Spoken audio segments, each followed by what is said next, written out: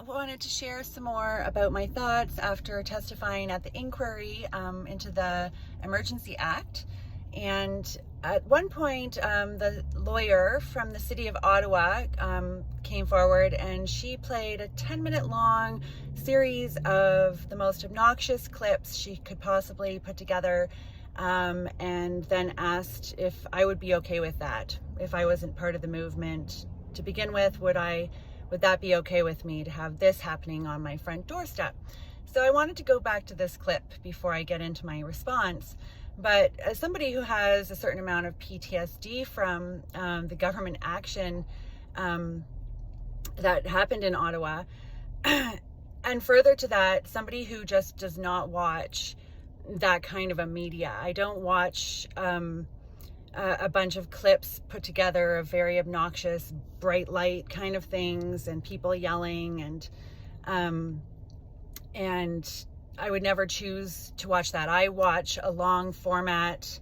If I want to get an idea of what an event is like, I'll actually watch, the event unfolding naturally over a more long format type of media. So I had a hard time watching it. I'll be honest.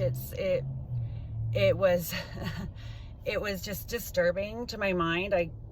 I don't normally set my eyes on that kind of a media, and then to be asked afterward, would I be okay with this if my kids were home and I wasn't part of the movement and it was happening on my doorstep.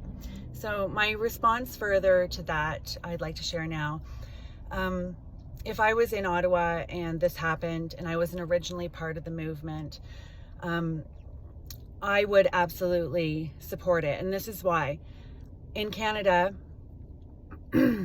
we are not a country that segregates people. And in this case, people were being socially and economically segregated out of our society, while at the same time being prevented from leaving this country that they were now being discriminated against in, and prevented from traveling within it on any public transit. So there's a lot of concern in that. I would use this, if I was a citizen of Ottawa, to teach my children that we are all created equal under the law, and that we do not tolerate our government creating a two-tier system, especially based on somebody's medical choices of what they put in their body or on their body. So that's that. And if I was a citizen of Ottawa, I can understand the inconvenience that this caused. But again, you live in the capital city of a country. People came from everywhere across this country, literally from Queen Charlotte Islands, from the Yukon, from the Northwest Territories, from PEI, New Brunswick, and everywhere in between. And they came to their capital city to protest seriously harmful mandates.